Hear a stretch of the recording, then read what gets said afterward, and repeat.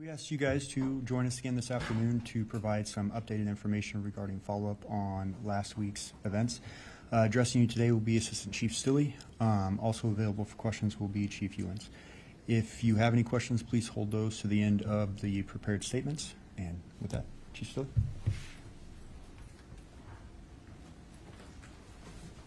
Thank you.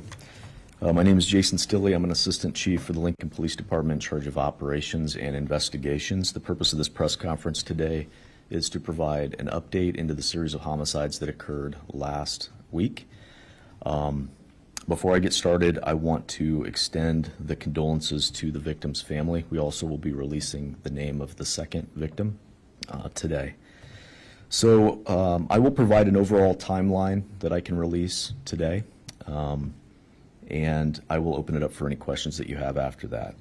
On Monday, August 29th, the first victim in this case, a 49-year-old Ronnie Patz, and the suspect in this case, William Wright, checked into a motel in the area of Northwest 12 and West Bond. We believe that Mr. Patz was killed sometime between 2:30 p.m. and 8:30 p.m. that same day.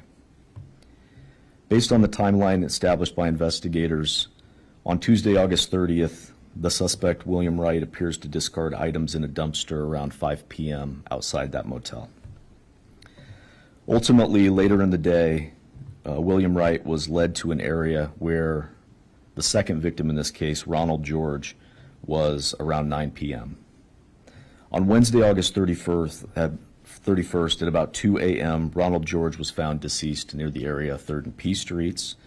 And as we put together a timeline, around 4 a.m., a refuse company picks up items from that dumpster outside of the motel at Northwest 12 and West Bond and takes it to our local landfill.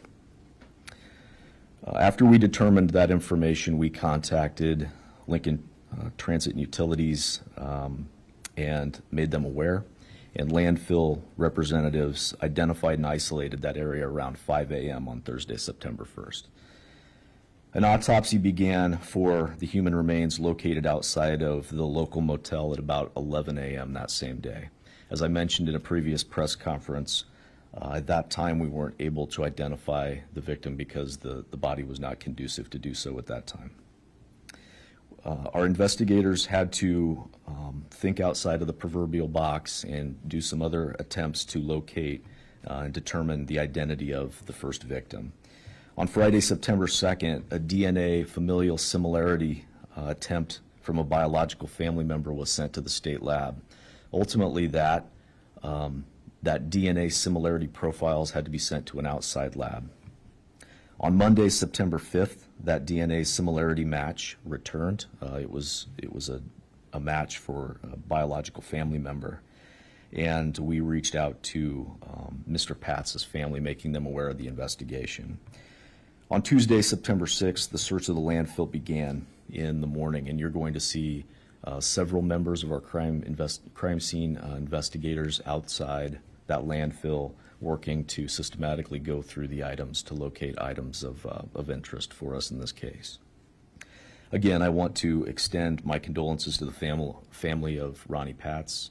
I also want you to please respect their privacy during this time. I do not have an idea of how long we are going to be out at the landfill. Those processes are very slow and tedious. I will say that I am very appreciative of all the work that landfill employees have done, all the way from the director of LTU, Elizabeth Elliott, and all of her staff. They've bent over backwards helping us and aiding us in any way necessary to help us search this. We do have security for that crime scene out there, and we please ask that the public don't try to meander out there to get a glimpse. And that's all the information that I have today. Certainly I'll answer any questions that you may have. Can you start by spelling the victim's name? You bet. It's Ronnie, R-O-N-N-I-E. Last name is spelled P as in Paul, A-T-Z. How old? 49 years of age. 49. And I guess, is there anything particular that you're looking for at the landfill, or what he's thought to have disposed of in the hotel? Yeah, we'll get into that. Certainly, I'm not prepared to release that right now. It's specific items that we're looking for at the landfill, a specific bag that we're looking for at the landfill. But we're trying to respect, this is a difficult time, certainly for the George family and also for the Pats family. We want to be as observant of their grief as we can be while still providing transparency to the public. Would you have to wait until you find that bag to know what additional charges Wright might be facing, or do you have any lined up already? Correct. There should be other charges forthcoming, but not at this time. Our concern right now, my concern is for the safety of my officers that are out there searching. You know, when you look at a search of a landfill, I don't have any experience, and so we had to reach out, and certainly the crime scene techs that we have, they take tests and they know a little bit about it, but we haven't undergone something of this magnitude for some time. So just the simple things of having LTU employees change the road and fence off the areas to obtain things like puncture-resistant boots and gloves and come up with a plan to search this area, it took a little bit of time to put that together. So that's why you see the landfill, you know, really identifying that area at Thursday, but not being able to search it until Tuesday morning. Can you describe Mr. Pett's injuries of why he was unidentifiable at this point? Not right now. Yeah. Do you have any idea what they were doing at that hotel, or is that story? We don't. I think that the timeline that we have is pretty good, starting at when they checked into the hotel that morning. But certainly if anybody knows of the relationship or saw them in the time preceding, so the early morning hours of Monday the 29th or even Sunday the 28th, we'd like to hear from them. And they can reach out to us directly at 402-441-6000. They can also contact us at Crime Stoppers at 402-475-3600. As of Friday, Mr. Pat's death was just suspicious. Is he officially a homicide victim at this point? We're still investigating it as a homicide. A variety of information gleaned during the investigative efforts by multiple members of my criminal investigations team leads us down that track. We don't want to make those assumptions yet, but everything that we have gathered right now is leading us to believe it is a homicide. And while Mr. Wright hasn't been charged, I guess you guys have kind of openly linked him to Pat's death, which is not kind of a standard thing unless you're pretty sure of it. So I guess is he thought to kill Mr. Pat's? He is the main and only person of interest.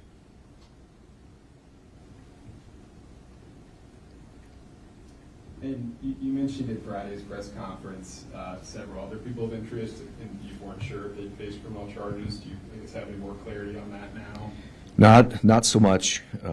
We're not closing the book on any of these things right now. My focus right now is this operation that is certainly important to the family, and the safety of my investigators are in the forefront of my mind. And then I also want to respect the investigative process as we go forward. So the focus is not negatively impacting the landfill operations while also getting to the root cause of certain reasons why we're out there. So we'll discuss that when things slow down a little bit, but right now that's not my priority. Is Mr. Pat's from Lincoln? He's a Lincoln resident, yes. What is the size of that investigation that's going on in landfill? How many officers and what maybe agencies? I know LTU is out there and you guys are assisting in that effort. Yep. LTU is a key member because that's the area that they maintain. The operations that they have at the landfill are very regimented, so they were able to isolate and contain that area very quickly. We have members of our crime scene investigation unit and members of the criminal investigations team that are out there. Lincoln Fire and Rescue is out there as well, helping us with decontamination procedures for the people that are actively searching. And then we also have members of Lancaster County Sheriff and the Nebraska State Patrol that are assisting the crime scene investigators as well. We all work together and train together, and so they've committed resources to this, and I very much appreciate that. Did you guys recover any weapons at the motel, or is that among the things that you might be looking for? No weapons were recovered at the motel. If you remember back to the other press conferences, a weapon was located at the scene of Ronald George's murder. We also located other tools or weapons, depending on how you want to look at it, that were off-site at a different location that were discarded in a dumpster, but we don't have any weapons that we secured there at the motel. hinge on finding that item that you're looking for at the landfill, or would you be able to proceed without it? And maybe how long would you be willing to look for it?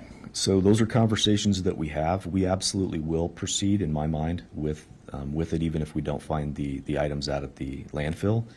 How long we look, it'll depend really on how long this stretches on, but we are doing a very diligent effort, and we're making every effort to make sure that we search as much as we can, as quickly as we can. You know, Friday, you guys were kind of still looking for a motive, anything over the weekend, I guess, answer the question of why this happened? No motive. I know you said you had Chief. So one of the things, I mean, obviously, we've had, this is our fourth press conference, I think it is. You know, as we move forward, each day gives us a little more information. To answer your question a little bit more, Andrew, is that, you know, the first day we really didn't know a lot. And then now here today, we know specific areas in which we need to look for evidence.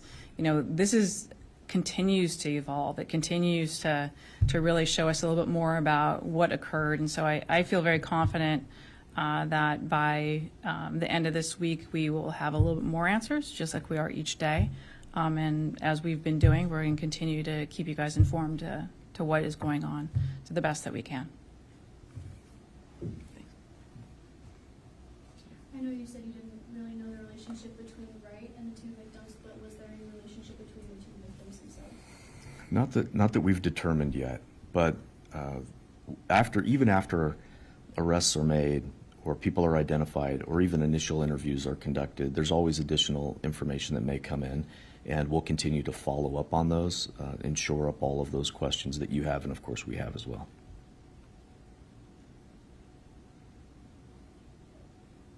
Any more questions? I thank you very much for your time. Thanks, everybody. Thank you.